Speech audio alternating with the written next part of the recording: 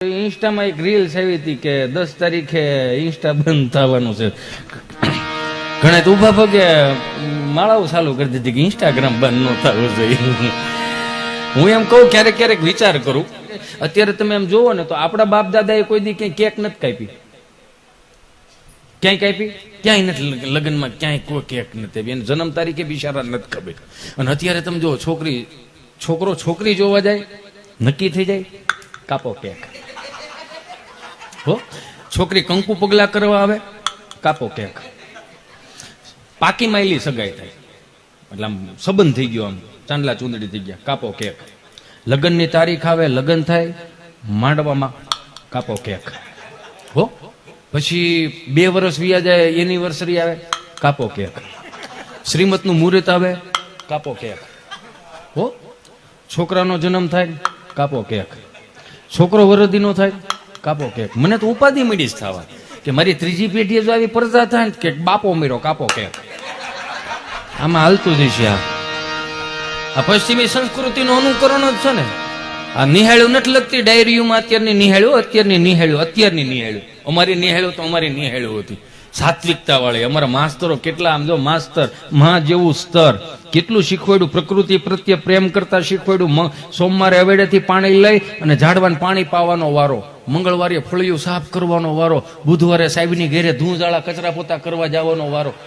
દાંત કાઢોમાં સેવાભાવ શીખવાડ્યું. અત્યારની નિહાળ્યોમાં કોઈક છોકરો જોઈજો પાણીની ડોલ ભરીને ઝાડવાને પાણી નાખતો હોય છે ને તો આખું ઘર નિહાળે જાય. અમારા છોકરાને કામ કેમ કરાવો છો?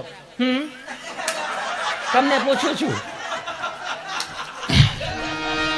આને કામ જ કરાવવાનું છે ને, ખાલી ડિગ્રી લેવા જન્મો છે આને. અમારે નિહાળ્યું પ્રત્યે અમને ગર્વ છે. અત્યારની નિહાળ્યું છે ને ડાયરીમાં બાપજી એવું લખે 25 થી 31 ડિસેમ્બરમાં છોકરાઓને સાંતાક્લોઝના ડ્રેસ પહેરાવીને મોકલો. આપણે ભારતીય સંસ્કૃતિના વાહકો છે, સનાતન સંસ્કૃતિના વાહકો છે, છોય ફટકે ચડી ગયા ને અમુક લાલ ટોપા પહેરાવીને છોકરાઓને મોકલે. સાંતાક્લોઝ એક સારું વ્યક્તિત્વ હતા કે જો ભૂખો હોઈ ગયો હોય ને અને જાગે ને નવા વર્ષની અંદર તો એની પાસે ગિફ્ટ મૂકીને જતા. એટલે કોઈક જાગે ને એટલે આશ્ચર્યજનક, મને કોઈક એટલે આશ્ચર્યજનક વસ્તુની આ વાત છે. તો સાંતાક્લોઝના એટલું બધું 25 થી 31 ડિસેમ્બરમાં હું તમે બધા પ્રેમ કરી હતી, તો સાંતાક્લોઝની કઈ મઢી ખરી? સાંતાક્લોઝ કઈ ધૂણો ખરો? એનું ક્યાંય સાંતાક્લોઝ અન્નક્ષેત્ર એવું ક્યાંય ખરું? એની ક્યાંય ગૌશાળા ખરી? કે મઢી ખરી? કે ડેરી ખરી? ડેરી હુરાપુરાની જેવી ડેરી હોય એવી ખરી ડેરી? કે ઉપાડા હેના લીધા છે એના સાંતાક્લોઝના અનુયાયીઓ છે કે ગામડે 5-10 મૂકી દીધા મારી જેવા. દીવ દમણ ગોવા માનતા ચડાવવા જાય વગર કંઠીએ તો ભલે જાય કે મારા બાપુજી નથી જતું, પણ ત્રીજી પેઢી આવું થાય ખરું એમ. જે જો હોય પ્રકૃતિના નિયમ મુજબ આપણે અધૂરું મૂકતા જાય. જો બાનો હાથનો રોટલો થતો આજ બપોરે અમને જમાડ્યા, સલામ છે તમને યાર. અહીં સુધી દેશી ગાયનું ઘી અહીં સુધી પુગાડવું અને આમ જો સુઈ હો. હા ક્યાં ગયા મિસ્ત્રી? કોઈ ગયા? એ તો પહેલી વાર પ્લેનમાં બેઠા તેનું મોઢું જોયા જેવું હતું. હો, એમાં શું થયું, આ વરસાદ આવતો હતો ને એટલે થોડુંક પ્લેન આમ થાય, પટ્ટો તો માર્યો જ તો, અને મોઢામાં લંગરનો માવો બોલાય તો નહીં. મેં કીધું શું થાય છે? કે હા આમ કેમ થાય? મેં કીધું આમાં રોદા આવે. પણ એ કે હા વાડું થાય છે. મેં કીધું તમારે હુરાપુરા છે? એ કે હુરાપુરાની યાજ્ઞા કરું તો પેલા તો અહીં પૂરા કરી નાખે એમ છે, એમાં હુરો કઈ આવે? એટલે આનંદ ગમે ત્યાંથી મળે. હૃદય ચોખ્ખું તો આનંદ મળી શકે. અમે જયારે નાના હતા ને 7મા ધોરણમાં અમારે ગાંધીનગરથી ઇન્સ્પેક્શન આવ્યું. શિક્ષણ કઈ રીતનું પૂરું પાડે છે ને એવું ગાંધીનગરથી ઇન્સ્પેક્શન આવ્યું. તો ઘટના એવી ઘટી કે 3 રૂમ હતા, એમાં એક સાહેબ બી ગયા, એક સાહેબ આ રૂમમાં બી ગયા ને એક સાહેબ આ રૂમમાં બી ગયા. અમારા રૂમમાં એક સાહેબ આવ્યા ને આમ અહીં સુધી ચશ્મા પહેરેલા, ધોળા વાળ અને કાનમાંથી વાળ નીકળી ગયેલા. એ કેટલા મોટા માસ્તર છે, બહુ મોટા માસ્તર, સમજો તમે. હા, થોડા કાનમાં વાળા નીકળી કેટલા મોટા માસ્તર છે. આવીને સીધું કીધું કે ચાલો છોકરાઓ, અમે ગાંધીનગરથી આવ્યા છીએ, તમારા વર્ગ શિક્ષક કઈ રીતનું શિક્ષણ પૂરું પાડે છે એ અમારે આજે પરીક્ષા લેવી છે. એટલે બધા છોકરાઓ આમ એન્ઝપમાં બેસી ગયા શાંતિથી. એમ ચાલો છોકરા તું ઊભો થા, ચાલ સવાલ કરું છું. શિવનું ધનુષ કોને ભાંગ્યું? તો ઢીલો પડી ગયો કે હું તો કાલે આવ્યો જ નહોતો. મને ખબર જ નથી શિવનું ધનુષ કોણે ભાંગ્યું. તને નથી ખબર કે નહીં? બે જા, તું ઉભો થા. શિવનું ધનુષ કોણે ભાંગ્યું? તે તો હાવ પેપલાઈ ગયેલો, કુપોષણનો શિકાર થઈ ગયો. મને તો ખબર જ નથી, મને તો અરે પાટી તોડી નાખી મારી, એ મને ખબર નથી. સારું રોમાય, બે જા, તું બે જા. માસ્ટર સાહેબને પૂછ્યું. માસ્ટર સાહેબને કીધું, તમે આ છોકરાઓને ખબર નથી શિવનું ધનુષ કોણે ભાગ્યું, તો તમે કરો છો શું? માસ્ટર સાહેબે તમને કહું 300 નો નાખી ગયેલા, સમજ્યા? એ બધી વાત હતી તમારી. મને એટલી ખબર પડે કે 48 છોકરા જે હતું એના બાપા મારી પાસે ભણતા હતા, સમજ્યા? એના બાપા મારી પાસે ભણ્યા. એના બાપા હાવ સાચું એકદમ ભોળા માણસો. આ છોકરા એવો છે, એક ભાંગતો વાળો નથી આમાં. તો તમને નથી ખબર શિવનું ધનુષ કોને ભાગ્યું?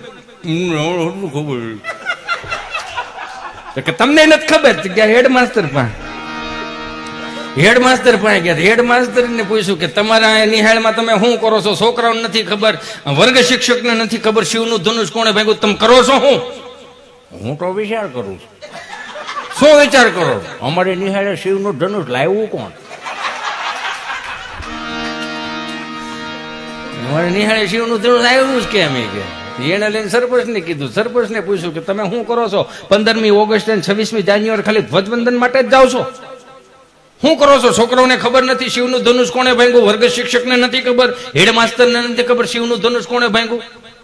તો સરપંચ કે અવાજ કરો માં, ધીમા બોલો, ગાડીમાં બેહો. કે કેમ ગાડીમાં બેહો? નહીં કે હું આવ્યો 5000 ખિસ્સામાં નાખો. કે શેના છે આ? એ કે જેને ભાંગ્યું એને આ વાત આઈને દબાઈ દો, ગાંધીનગરનો લઈ જતા.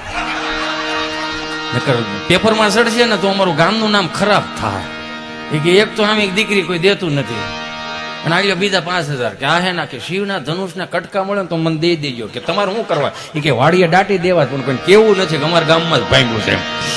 આમ નામ લોલે લોલ હાલ્યું જાય. એક દાદા બિચારા 7/12 ની નકલ કઢાવવા તાલુકા પંચાયતની ઓફિસે જતા હોય છે ને, કીચુડ કીચુડ સાયકલ લઈને, એમ જા સ્ટેન્ડ ને ઘોડી નંબળે, અને વાહેલા વ્હીલમાં થોડોક લૂંટો નીકળે, એમાં ઠેકડા મારી દે. આમ ઓલી દિવાલ આવી તો દિવાલ આવી સાયકલ ઠેરાવી, ઠેરા બબુ, એ ગૂગલ નો શબ્દ નહીં. એટલે આમથી વોચમેન ભાળી ગયા છે કે ઓય દાદા, ઓય હા આ સાયકલ ત્યાંથી લઈ ગયો. હા એ સાયકલ ત્યાંથી લઈ ગયો. આ ઓછું બોલે બધા વડીલો છે ને, બહુ ઓછું બોલે, તમે જોઈજો, સમજાય બહુ જાદુ. હા આ સાયકલ ત્યાંથી લઈ ગયો. કા આ મોટા મોટા નેતાઓ આવતા હોય. હા તો ભલે ના આવે, મેં તાળો મારી દીધું. કેટલા સમજણા હશે આવડા. સાપી લ્યો બાપુ, કઈ વાંધો, નિરેતે કહો હાલો, નિરેતે કહો હાલો. સોરી, મને ખબર નથી તમે સા હાથમાં લીધી છે. અરે રે, જો આટલો ભાગનો ભૂમરાળો કેવો, તમને સા પીતો હું ન જોઈ શીખો. મારો રામ ભલું કરે. સા પી લ્યો મારો બાપુ, લ્યો હાલો, પીઓ, ચા પીઓ. હા હું પીવું ને, એમાં શું વાંધો છે? આપણે આ પરંપરા રાખો.